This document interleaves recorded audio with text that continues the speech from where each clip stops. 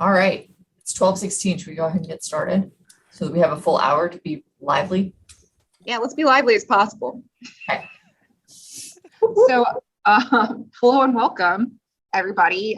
We're getting started here. It's me, your friend Lindsay Cronk, live from a room with 3 people in it in Charleston, South Carolina. But usually you'll find me in upstate New York.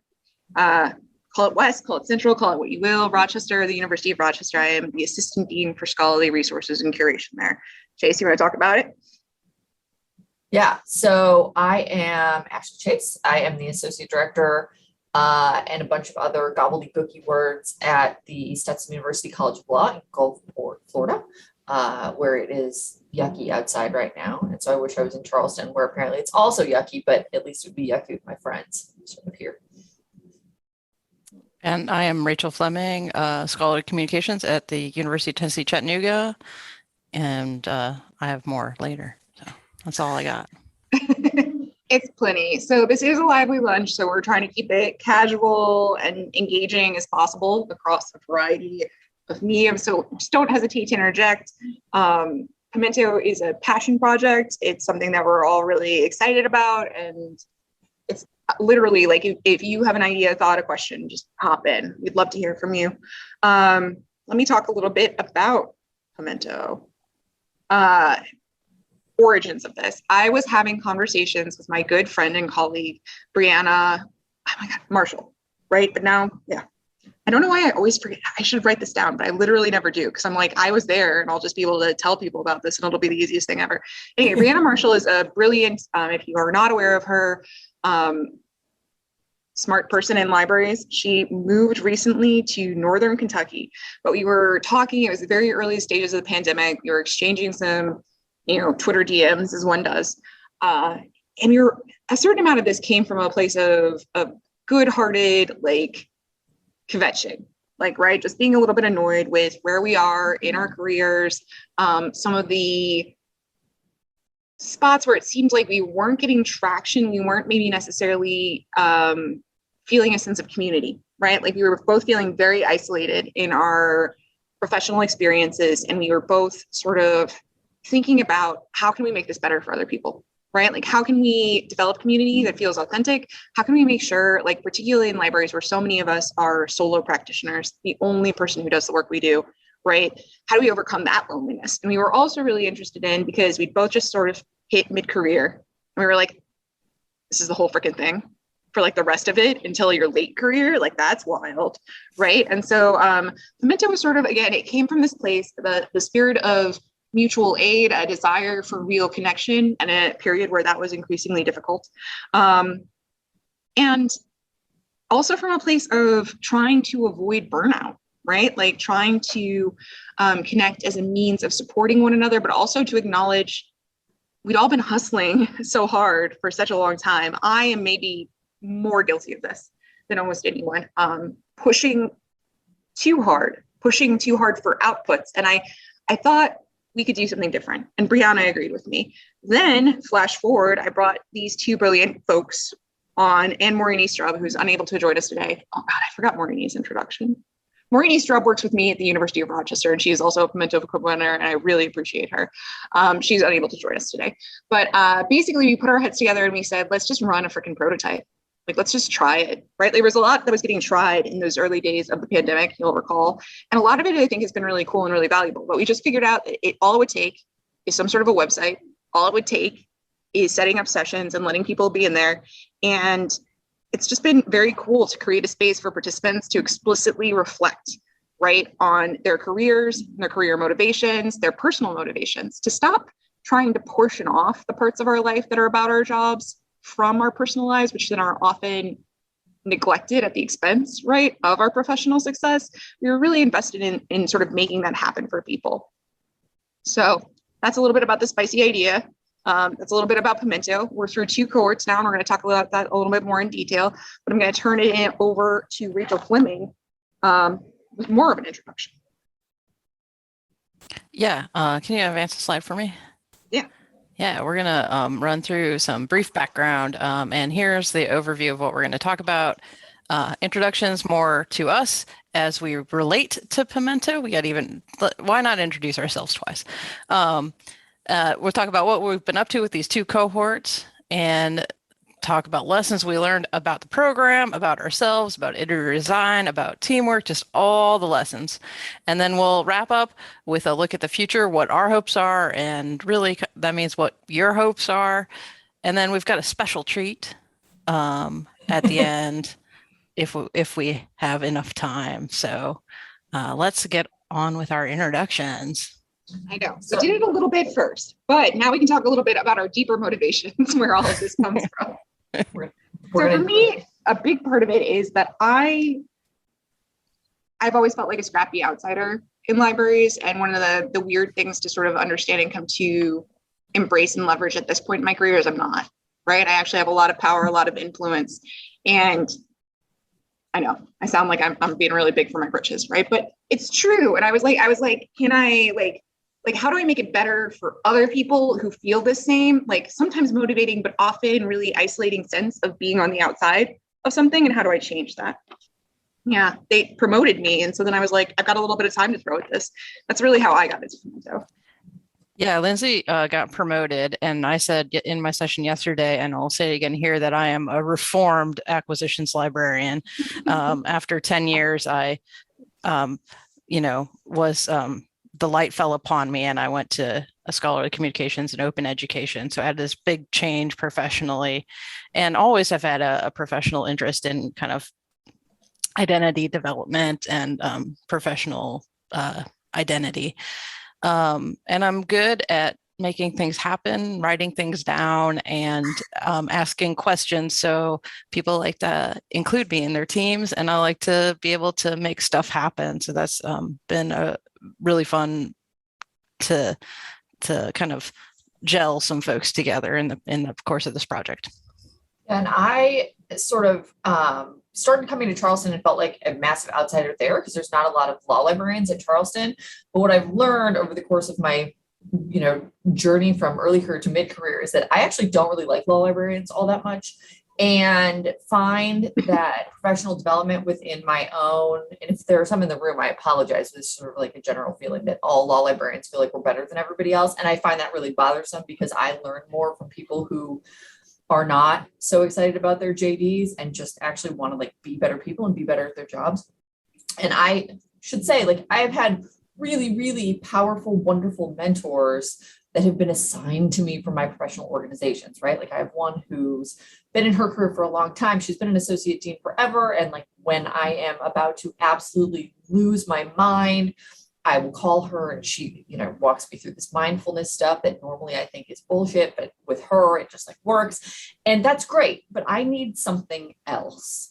And I found that something else with Fleming and Lindsay, in that I can still contact them about anything. And instead of them trying to like talk me off the ledge, they're like, you know what, that is bullshit. And maybe just take a step back and think about that before we move forward. And then we work together and, talk things through. And so this group has been really powerful for me on a small scale. And just so that everybody in the room knows, Charleston is what brought the three of us together, right? So Charleston is sort of like our anchoring point for how we all met in the first place. And turning this into something more that we could expand out into librarianship as a whole was really important to me. And I think really important to all of us to make sure that we're connecting with people that we might not have otherwise connected with, who are sort of in this middle ground in terms of professional development. So Lindsay, you want to flip to the next slide? Actually, because we have the opportunity to introduce Maurini, I'm gonna. Sorry, Maurini. No worries. No, it's really interesting to try to do a presentation with hybrid. Anyway, my whole story is Maurini Strub is incredible. If you have the chance to meet her, hang out with her, just bask in her radiance at some point, I highly recommend and encourage it. She's currently director of performance and user engagement at the University of Rochester. So I met Maurini through my work and then pulled her into, again, this magnificent team, through which we're pulling off this sort of ongoing heist within the profession, wherein we create this space where we can be friends, right? And remember that like a big part of why we do conferences and why we do all of this is just to be in community and to be there for one another, right? To sing one another's accomplishments and to, as Chase pointed out, be there for one another when it's tough, right? Because it is. It's a very tough time to do almost anything. And it's a very tough time to be an information professional. So with that, I'm going to advance to the next slide. There we go. Thanks. So like I mentioned, right, the current professional development, I think for all of us sort of sucked, maybe not as profoundly in some ways, or for some of us as it did for others, but like for me, it really sucked. Like I went to the Harvard Institute for Academic Librarians and was told that I was too young to be there. And then, you go to other things and it's like, well, no, this isn't really for you either. And if you don't want to be promoted, things aren't for you. And if you do want to be promoted, certain things aren't for you. And so we were just sort of like, to hell with that, let's blow it up. We're going to do something different. And we just felt like something was missing. And that what was missing was each other in the planning, in the execution. And so we thought, you know what, we're just going to reach out to our peers and we're going to see what sticks. And if it sticks, then awesome. And we'll keep doing it and we'll keep trying to make it better and make it grow. Hit that slide. So when we started talking, we just kind of had a series of discussions and some key threads kind of about what was missing emerged. What are the pieces that are missing from this traditional mentoring experience for mid-career workers? The big questions like, what does it mean to be grow professionally when you're geographically bound, either by choice or by responsibilities? And speaking of responsibilities, what does it mean to create balance between professional life and a role as a caretaker, and to include personal fulfillment in that equation? And how can we continue to grow and learn in the same role for many years? What if we're not interested in going to become a department head is a different job than what I signed up for, but how can I still grow and take on new challenges? And then we also talked about what parts of peer mentoring relationships have been really valuable for us professionally. And it's like Ashley said, that not only do we get affirmation and confirmation, but also we can be more authentically challenged in our ideas and challenged to grow and get perspective from folks who are dealing with those same problems in real time. The experiences are changing very fast. So somebody who had, I don't feel prepared to talk to somebody who's new in their career about like what the job market is like, because it was very different in 2006. We're able to create these deeper social connections with our peers that are that create a safer space where we can have more free and genuine sharing. So those are the things that we really had in mind, thinking about our mid-career peers and how we can help build connections to have meaningful conversations and address those tough issues. Yeah, something I wanted to hop in about here in particular was just a lot of the professional development that's available is also geared towards your organization, right? Like it's about how are you going to be an effective manager? I think that's awesome. I think it absolutely has its place. However, right, like part of where I felt for myself, I was lacking was something a little bit more around like a coaching, right? Like something that was around, again, and that's the wonderful thing about having a peer mentor, right? Is it's not that they are coming at with a very hierarchical, traditional mentoring relationship where there's a person with some power and there's a person with some experience and there's a person who receives, right? So I found that to be one of the most compelling pieces. It was also one of the most intuitive pieces. It wasn't something that we spent a lot of time sort of pushing for or thinking about. And it has been in terms of the feedback that we've gotten from participants, the single piece that resonated the most. Again, this notion of, we can all be there for each other because sometimes you just don't have the bandwidth to be there for anybody, right? And so the other sort of piece of this that I wanted to highlight that makes PeMento a little bit different is that it's not about also a one-on-one peer mentoring relationship, right? It's about a group, a cohort. And that's one of the things that I think is really program defining. So now I'm going to hand it off to Ashley to talk a little bit more about those cohorts.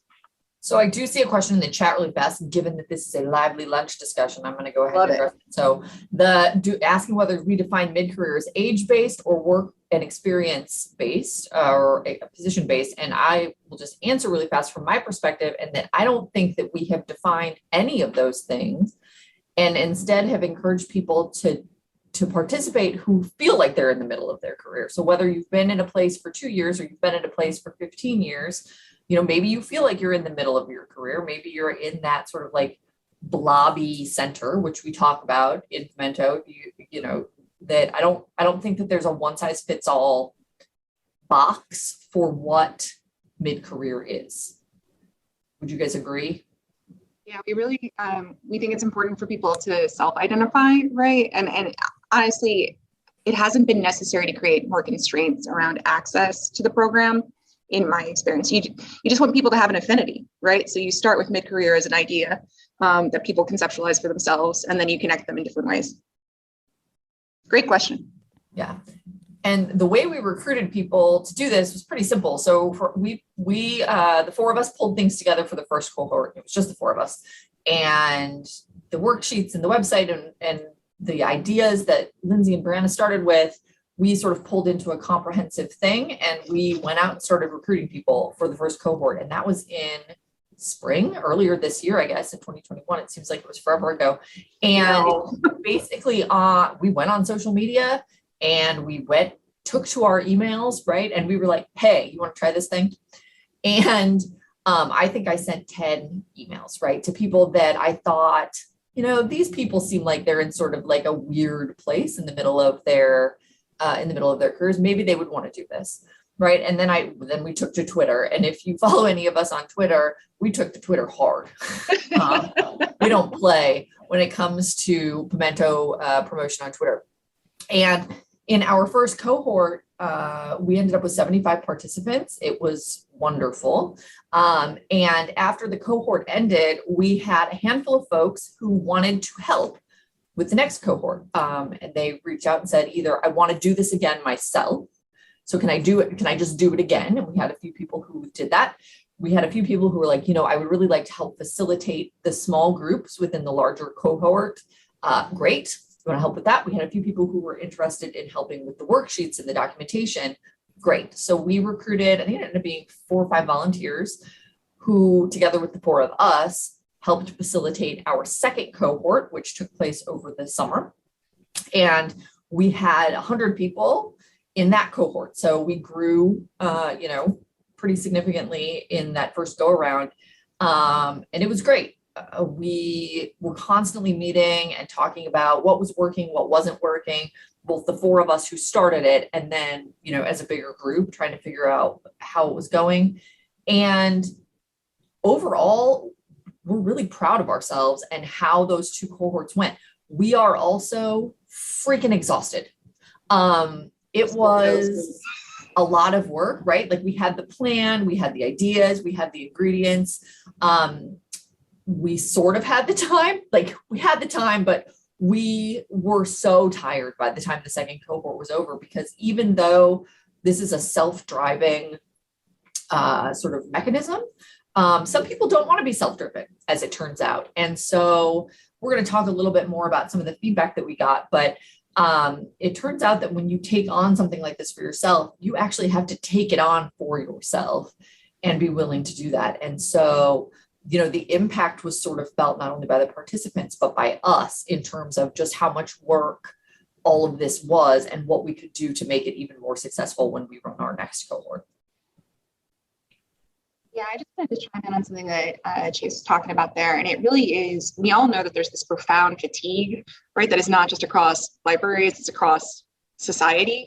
And one of the things that really became clear in that second cohort was everyone was really feeling it, and there's just, particularly when you're dealing with the sort of tricky, challenging, and emotionally taxing work of getting real enough with yourself to know what you want, right? Like in a very holistic way, that takes energy and that takes actually self-initiation, right? Like you can't give people the directions, the keys to their own brains, right? And so it was just a thing that I've been reflecting on a great deal, because I completely understand it's a very reasonable fatigue to feel, but that's also a fatigue that indicates that you're not right. You're not in a position to do this. You know what I mean? And that's one of the things that I think we need, like in general, as a profession, to get real about, like, because we like to time things and have things be synchronized, right? Like that aspect of being able to drive in your own time is something that we found invaluable and we continue to think about and incorporate, which I'll talk a little bit about when we talk about ideation and iteration. Interestingly, I had a friend this morning who said something about the fact that they went on to the website to apply to be a part of PeMento. And for both the first cohort and the second cohort, they got to the part where we said, what are your goals? And then they stared vacantly into space and could not even complete the sign-up sheet, which I totally understand, because if you ask me today what my goals are, I would say not to yell at my kids between the hours of 4 p.m. and 7 p.m. And that would be it. That is my entire goal on any given day. And thinking about career goals is not a priority, right? And so I get it, like that's hard, but you have to be ready to take that step to sort of start identifying those yucky parts inside of you and the good parts before you can move forward. Awesome. Ashley, so what I'll say is, I just wanted to talk a little bit about this, right? Because I think it's interesting to have done 2 cohorts. At this point, PeMento is model. It's a model that works. We've proven that it works, right? But this was a rapid prototype. This was a idea that from inception to delivery took just like a couple of months, right? And that included the development of worksheets, the development of websites. Was it cobbled together into some degree ad hoc? Absolutely. But I want to see more of that across the field, less of an obsession with perfectionism, less of an obsession with the final product being the most important thing. Because one of the things that we really leaned into with PeMento, and I think it's been really valuable, is I'm sure there are typos in those spreadsheets, y'all. Like I am 100%, I don't know where they are. Like I don't need to know where they are, right? Someone will find those and deal with those for me eventually, right? Like it does not matter. Put the idea out there and test it, right? Like test it faster so you know whether or not it works. So like, again, I was having this conversation with my friend Brianna. She's great.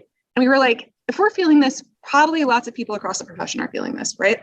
Like, but let's test that as an idea. So then she was a little too busy. She got a major promotion, had a cross-country move, had a baby, right? And part of being a good friend and an ally is saying, our idea still has legs. And I've got people, I know the coolest people, and we're going to freaking take this out and execute it.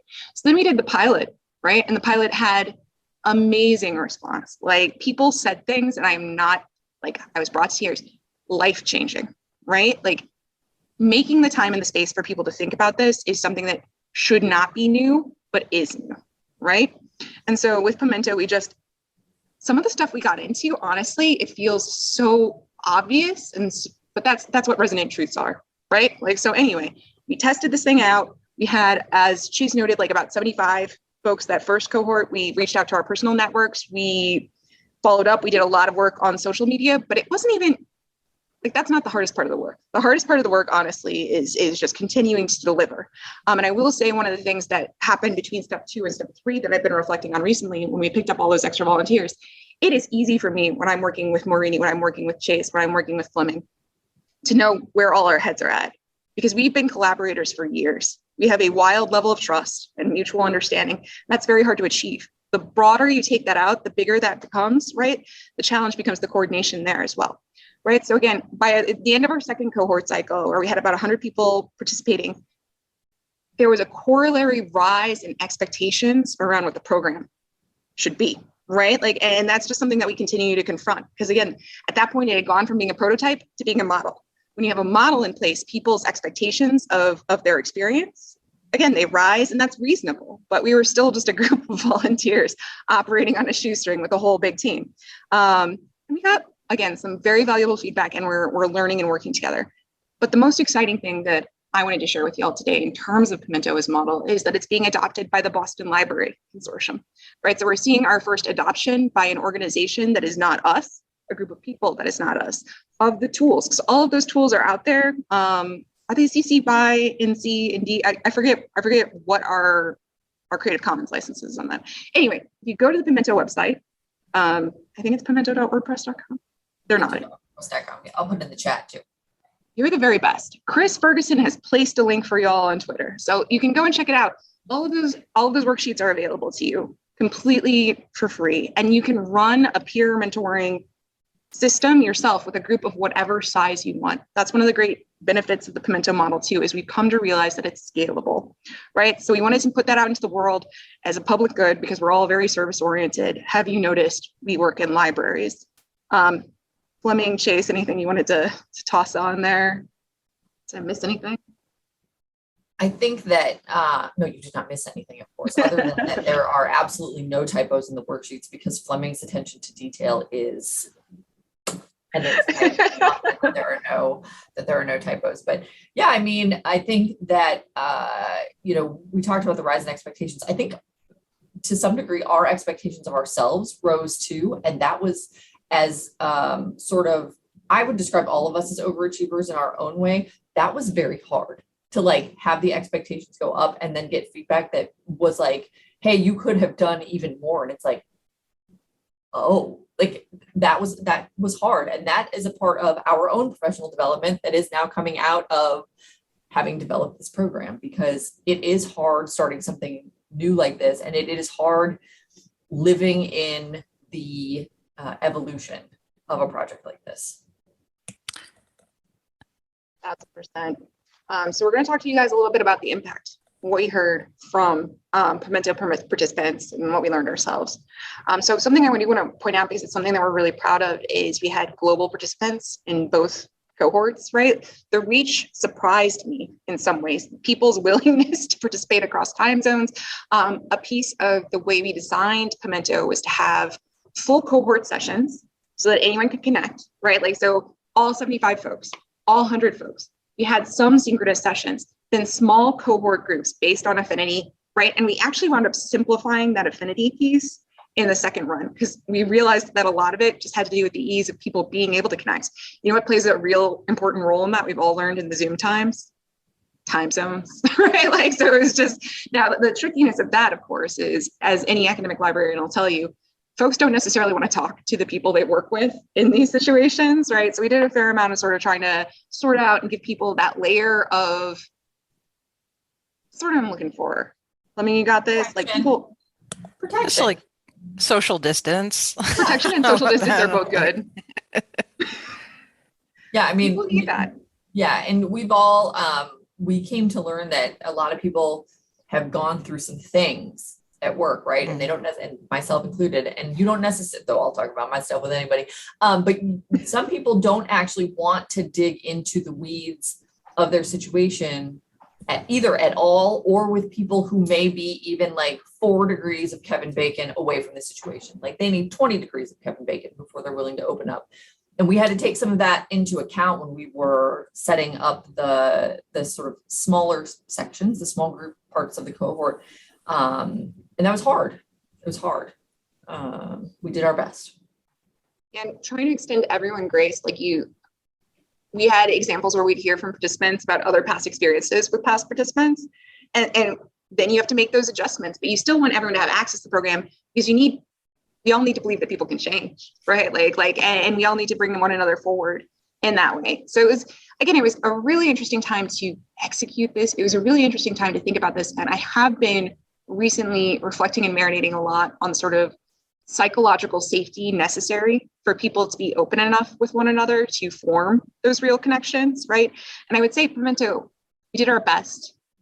I think there's more to do there, right? Because I think a big part of what happens when what Chase describes, right? Like the person who starts to fill in the form and then stares blankly into space because they can't imagine what their goals would be, right? That's a failure of psychological safety. Somewhere that person does not have enough time, does not have enough energy to even answer like at a base level what that question is. A few years ago, I was attending a workshop with the incomparable Deanna Jones, and she was like, I want you to think about what you really want.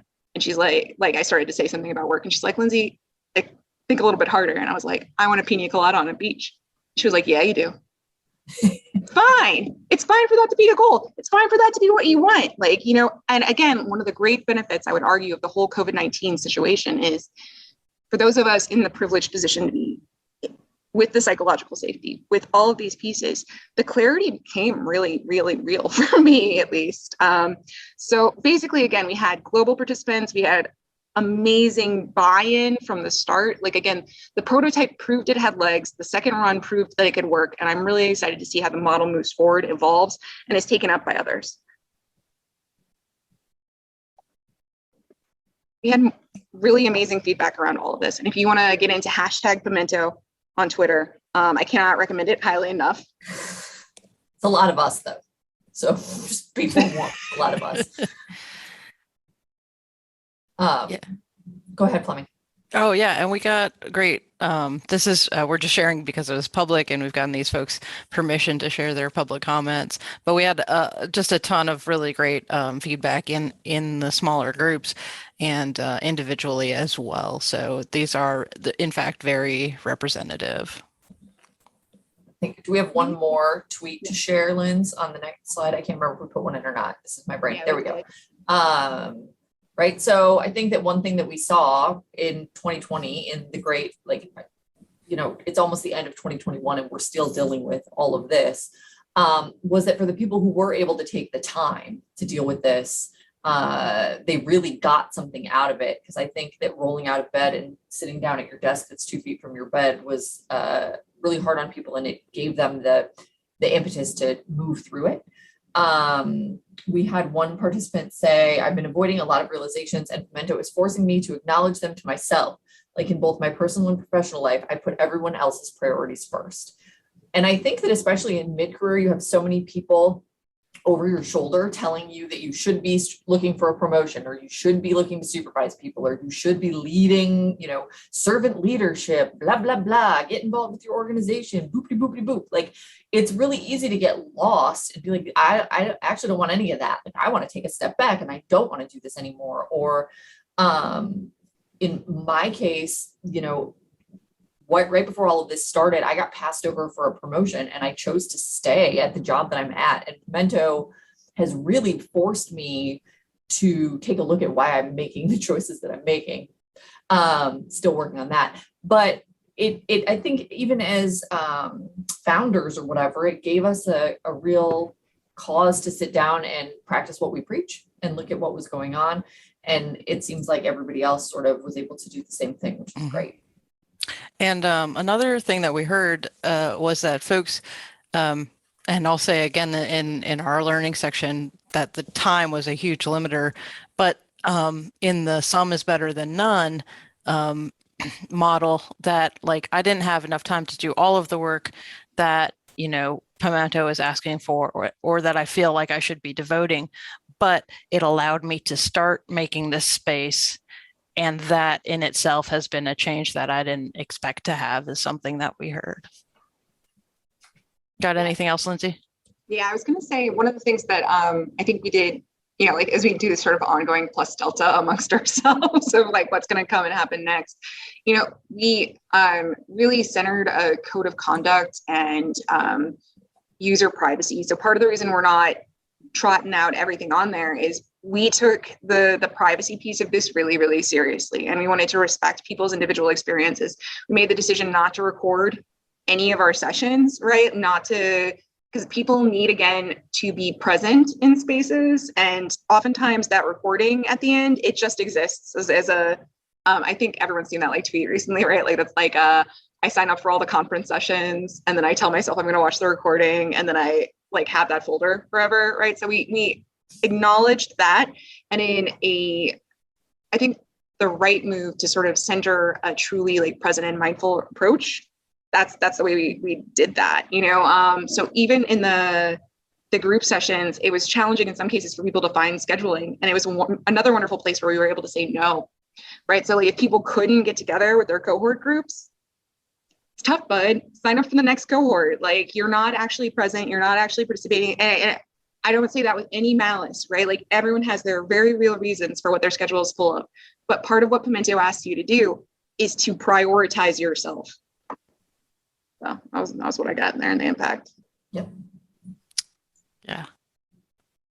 All right. Yeah. So we've already talked about exhausting and exhilarating, but it's worth just underlining again. I have to say that we were able to develop a program that people want and need and find value in, and our outcomes show that it is life-changing, like we mentioned. And I wanted to say that again because the other feeling that I have looking back at the planning and execution of it is that is so exhausting and tiring. So I have to think about the outcomes that we're having to get me energized to do it.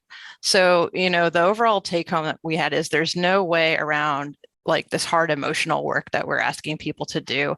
And from a convener point of view, asking hard questions is hard work too. Answering those questions is even harder work.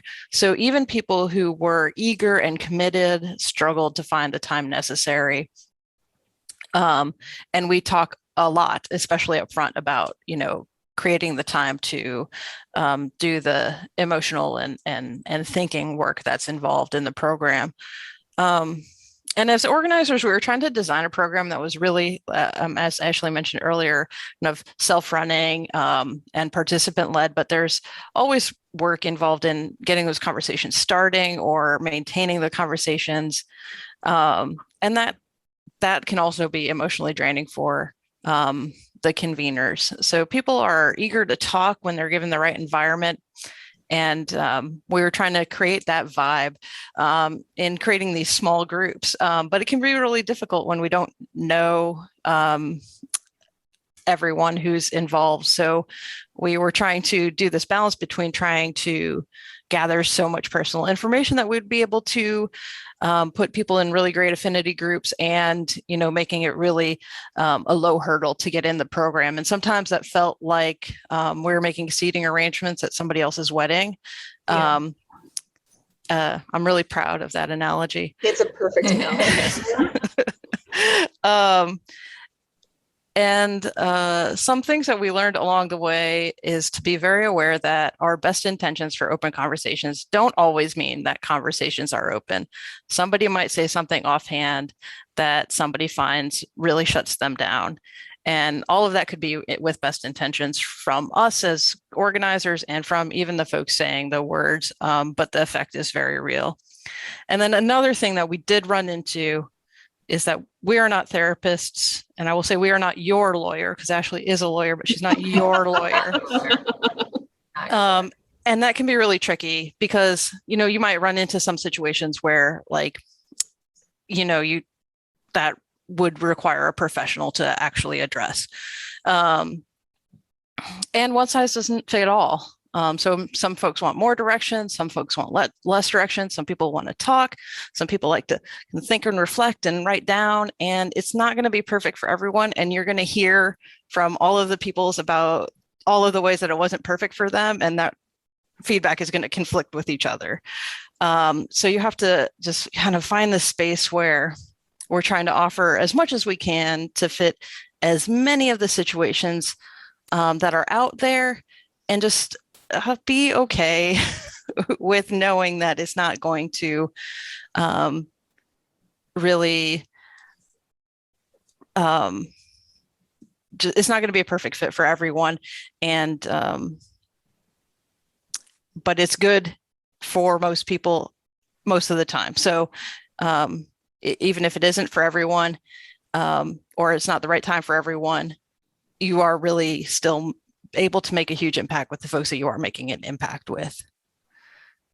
Yeah.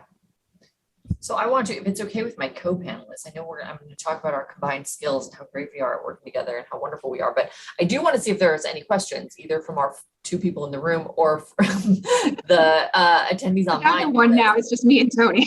Hey, Tony. Okay. I see a comment here in the Pathable about the psychosocial dynamics of the groups. And then a comment about career goals don't mean climbing ladders. And we had a ton of folks in the group who really just wanted to talk about what it meant to advance, or how do I adapt to my career, knowing that I never even wanted to be a manager and I have to now have staff, even if it's not being associate dean or whatever. I wonder if either of you have questions about kind of managing group dynamics.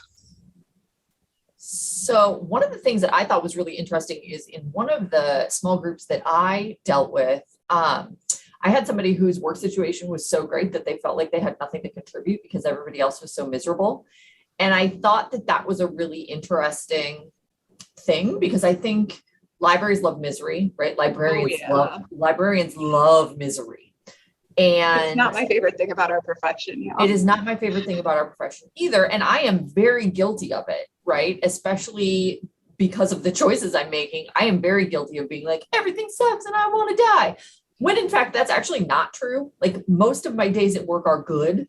And my situation now is far better than it has been in the 10 years that I've been here.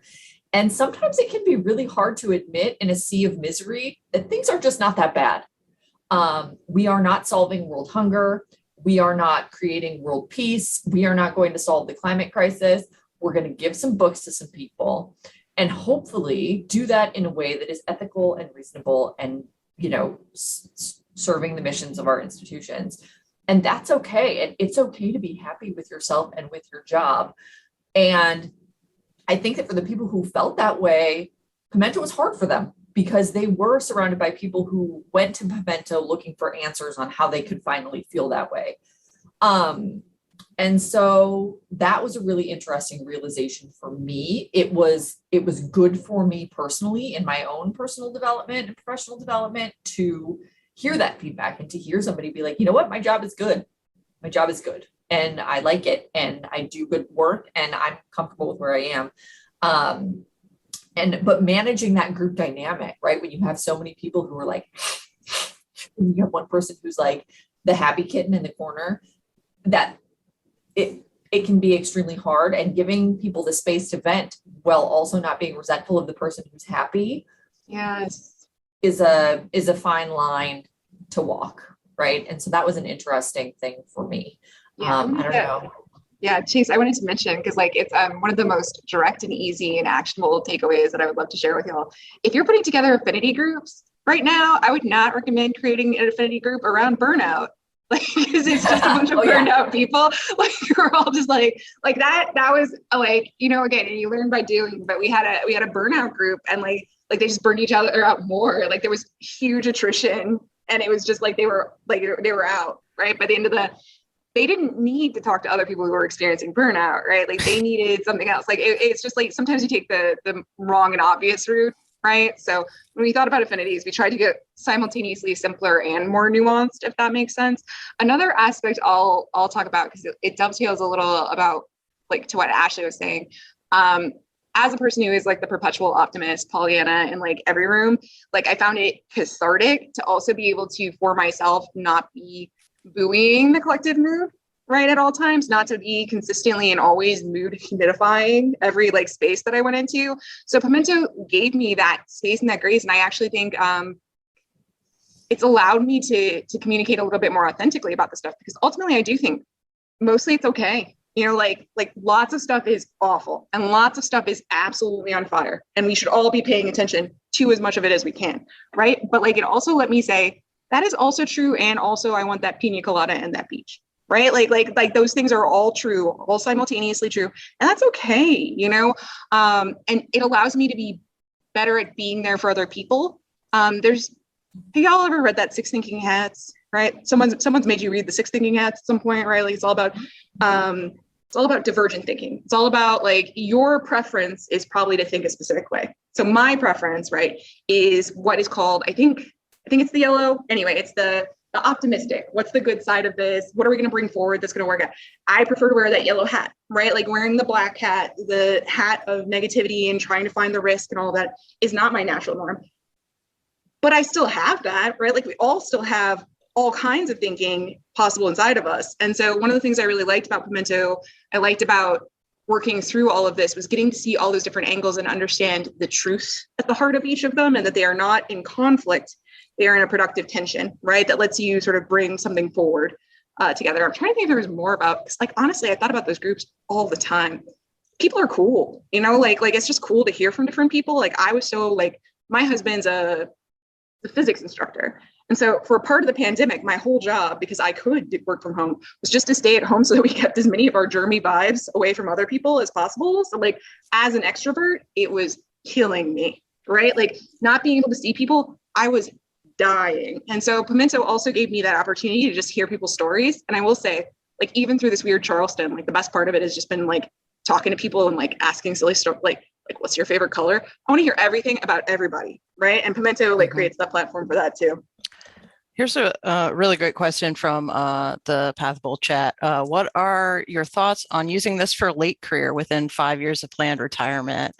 Not just focusing on pre-retirement planning. You know, some folks have a really kind of a goal of like one last thing that they want to do to raise money or implement technology. For the rest of the folks who have maybe 5 years left, is a PeMento model something that would be useful? I think it could be like, and it's so funny. I was just having a conversation about late career with a colleague, and like, how do we create support and affinity for that? Because I will say one of the high level takeaways I will say, you know, from like talking to so many people across our profession is, y'all, we're investing way too much in our careers. We're centering our careers way too much in our identities, right? And what happens at the end of your career then? What are you setting yourself up for, right? Like how are you going to be okay with not being a library worker? Is a question you need to ask yourself. You want to make sure to set yourself up to not be a retired librarian that I had early in my career, who would just kind of show up at the library more than a year after she had retired and just tell us how to do things. Please don't. So, you know, getting ready for that life change. I was really amazed, both personally and in my groups, at the kinds of, we have this, you know, kind of a balance chart, and it's got kind of like career, home life, family life, and then like dreams. And dreams is not even in my conception of reality. And I didn't realize that. Yeah, I think that balance worksheet, so it's on the PeMento website, pemento.wordpress.com. And I think that if you were to take that balance worksheet and take the career dial and look at it as how you want to feel about your career after you retire, right? That might be a really interesting way to approach end of career. And I also want to applaud you for thinking about how you're going to retire and move forward, because I have a boss who still comes in here all the time and is like, I don't understand why I didn't do things that way when I was the associate director. And I'm like, okay, good, congratulations. And like, you know, I think that the balance worksheet in particular could be really good for that, because, and I said this during PeMento and I will say it now, I do the balance worksheet all the time. Like, I'll print it off and I'll like color it, because on any given week it changes so drastically. And that, you know, as somebody who runs this thing, it's interesting to see how I'm impacted by the work that we did and the things that we put together. And so I do think that one in particular would be really helpful. Because I think, go ahead. Sorry, Lindsay. I was just going to say like something that I'm also fundamentally aware of, right? Because like we honed in on this idea of loneliness in mid-career, but I don't think it goes anywhere. Like it's just, I think that like you're, for me, it settled in mid-career. I was like, it's just me. It's just me. Like, I am the person who does like, and that's probably going to stay true. Right. Like, I think again, like the real value is finding and cultivating a community, right? Like having a Twitter DM chain like Fleming and Chase and I do, where like I can just check in on that and be like, y'all, am I being petty? And they will tell me when I am and when I am not. But I can't be. And if you look at those peppers on the PeMento website, that's the three of us, in case you were wondering. It is. They represent us in spirit as well. I want to also say out loud, this a comment from Christy in the Pathable chat. I appreciate the self-identification of mid-career. Librarianship is a second career for me, and I hate being treated as a baby librarian who only has things to learn. I have a whole prior experience that will vault me through some of the early career learning. I hate the phrase baby librarian. I hate it. I hate it. It's gross. Like, you are a fully formed freaking adult in a career. You're not a baby anything. I think it's weird and creepy, and I don't like it. And I don't like that people would treat anybody as they're a baby anything, but certainly not somebody who came from like a well-formed, like, professional identity before joining librarianship. Gross. Yeah, no, the paternalism, right, in our pink collar profession is just bananas. And yeah, you're not a baby anything. It's so funny. Chase and I met years ago doing a panel, right? That was mostly about this. It's about Chase has a really terrific book that she edited that I highly recommend if you're into that sort of thing, called Millennial Leadership in Libraries. And a lot of what we worked on and reflected on there was just like, I was like 30 when I started working in libraries, and people still acted like I was some sort of, I was a baby librarian. And I was like, this is my third career. Like I am a grown person. What are you doing? Right? Like it's wild. And I do think it speaks to some of the time scales of our profession, which have these impacts, you know. Anyway, just I've been thinking about that a lot recently because of our previous work. Well, I teach, and my students are technically still millennials. So like I'm going to be 40 and my students are, in their mid 20s, and we're all technically millennials because God forbid the generation not spanned like 25 years or whatever it is. And it's unreasonable to think of people all the same. And like, if it's by virtue of a generation that somebody is a baby, whatever, then we have 20 years worth of people. Like, I could be moving towards retirement and still be considered a baby if you think millennials are baby, whatever. It's gross. Anyway, I have lots of feelings on that as well. We got about 10 minutes left. Okay. Let's keep going. Oh yeah. Okay. So next slide. Okay. So we've talked a lot about ourselves, right? And how we came to do this. And we came up with PeMento. It was a prototype. We wanted to see it grow. We took an idea, right? We fueled the fire a little bit and it grew, and we think it actually grew really well. We wanted the same experience that we have together. We want other people to feel that, right? Like, we want other people, with the exception of the fact that we are all Midwestern folks. I don't know that we have much in common on the surface, right? Chosen profession from the Midwest, bang. But otherwise, like, we're just some cool people who ended up in a room together. Lindsay, because she contributed to my book, then we did a panel together. Fleming, because they came up to us after the panel and they were like, we're gonna be friends. And then we went and got hamburgers and everything. And like, that got us out of our comfort zones and stopped us from talking to the same people that we would have talked to otherwise. And I was like painfully intimidated, still am, frankly, by the people at Charleston who do acquisitions work and do all this work. They're not the day-to-day parts of my job. And I go and talk to people that I don't know and some that I don't like, just to get outside of my comfort zone and talk to people that are a little bit different. And we wanted PeMento to sort of have that same kind of feeling that we have for ourselves. We also wanted to take the spirit of, we will say like, why do you feel that way? What are you doing? Right. And we wanted to take that sense of reflection that we have with each other, that we have with ourselves. And we wanted to show other people how that can change their approaches to their careers and their approaches to their personal lives and their approaches to their professional lives. And so we took all of this stuff about ourselves and the way we work together and our individual skills, right? Lindsay feeling like an outsider, even though she's not, because everybody knows who she is. And like, she's like the lady it's who's weird. like running ALA 4, like, yeah, the president of ALA 4 thinks she's an outsider. Isn't that cute? And then like, Fleming is so hyper organized, and I'm just like a bitter hag who whispers in the corner because I don't ever really know what's going on. But you know what? We got together and we did the damn thing, and it actually is working really, really well. So okay. I'm so lost in where we are. Oh yeah, mutual aid. Yeah. So again, like a huge part of what sort of undergirds all of this is a radical experiment in mutual aid, being there for one another.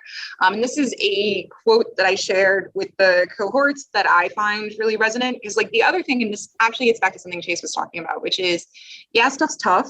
Like a lot is tough, but actually one of the most joyful, beautiful things you can do is provide care for someone else. And it makes you feel instantly better, instantly more purposeful. And I think sometimes the barrier to that is mental, right? And we're in a place right now where, and I get exercising self-protection. So please do not think that this is any sort of a statement on that. You got to do what you got to do. However, for myself, when I've been at my tiredest and my most low, the thing that has helped the most is reaching out and helping someone else, right? Like it just reminds you of what's possible. It reminds you that like we can all be there for one another in really meaningful ways that are also small and manageable, right? Like, again, there were the days where when I was cutting $1 million or furloughing 5 people, where you could not have told me that by helping people, by participating in PeMento, by helping develop PeMento, I healed a little bit of myself, right? And that's what I think about is the sort of radical piece of the center of this is, what if we found out that by giving of ourselves and being there for one another, we create, right, the community that we need, right? So again, the quote is here: mutual aid and pleasure are linked. The ties that bind are grounds for celebration as well as obligation. So don't always think about it as something, like altruism. I think it's a bad rap because people imagine that it's all about someone taking, right? Like Giving Tree style, my least favorite children's book, right? Like someone's going to take and take and take. No, if we all can give and come together and have that arrangement, it's something really beautiful and really virtuous. And it's again, the grounding in mutual aid that is at the center of sort of the PeMento prototype now model. So The future. So we want to do it again, right? We will do it again. I think we've had lots of questions about why we haven't done it again. And it's because, as I said before, we are tired. We are very tired. And, there's other work stuff. The fall tends to be sort of like a for everybody. Lindsay just started a new job. She's got all of her ALA core stuff. She's very busy being an outsider. Fleming's tenure portfolio Lindsay just disappears from the Zoom screen. Fleming's tenure portfolio just went in. I just continue to do basically nothing at my day job, but then take on all sorts of random outside projects, including playing Minecraft for money for a graduate school study, which I highly recommend. So what are we going to do? Well, we'll do it again, but we're going to try and grow, right? And cover some more stuff. Yeah, I mean, I think one of the things that we really learned was how great the need was. Our second cohort filled up in a week. It was just jarring. And there's so many different ways for it to go. I made a really kind of stretched restaurant pun or metaphor. Should I share it? Yes. All right. So we can be keep doing more of the same, keep improving. Signature restaurant, don't mess with it. Everyone's going to come be like, yes, I'm here at the PeMento experience. I'm going to, have that. And then we have our materials available for you. So we can, sell that out, meal kit at the grocery store. Everybody else can have the PeMento experience at home. And then we can also bring our special flair to select applications of the project. So we can be guest chefs in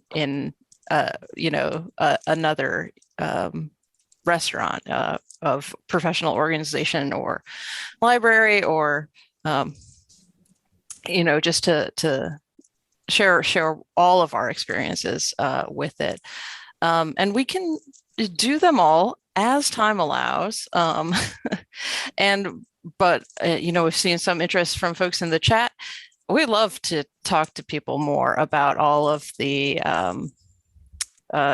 possibilities. So I call on Lindsay to answer this question here from the chat, which is why peppers references and not pimento cheese references? it's so funny because that's actually a Brianna vestigial thing. And I don't think I'll be outing her. She hates cheese. And she well, not like, but she doesn't like cheesy puns. So like, again, like initially you're trying to put together her name. I love PeMento. I think it's like some of my best work, to be honest, right? But like it was like, it's PeMento and pimento cheese. I love pimento cheese. Like we're in Charleston. Like I would slather that on everything.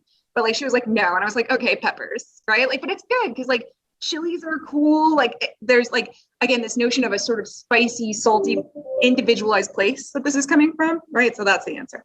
And also, if you read Spanish and you search PeMento, the hashtag on Twitter, you will get a nice crossover of mid-career professional development Twitter and Spanish language food Twitter that truly cannot be beat.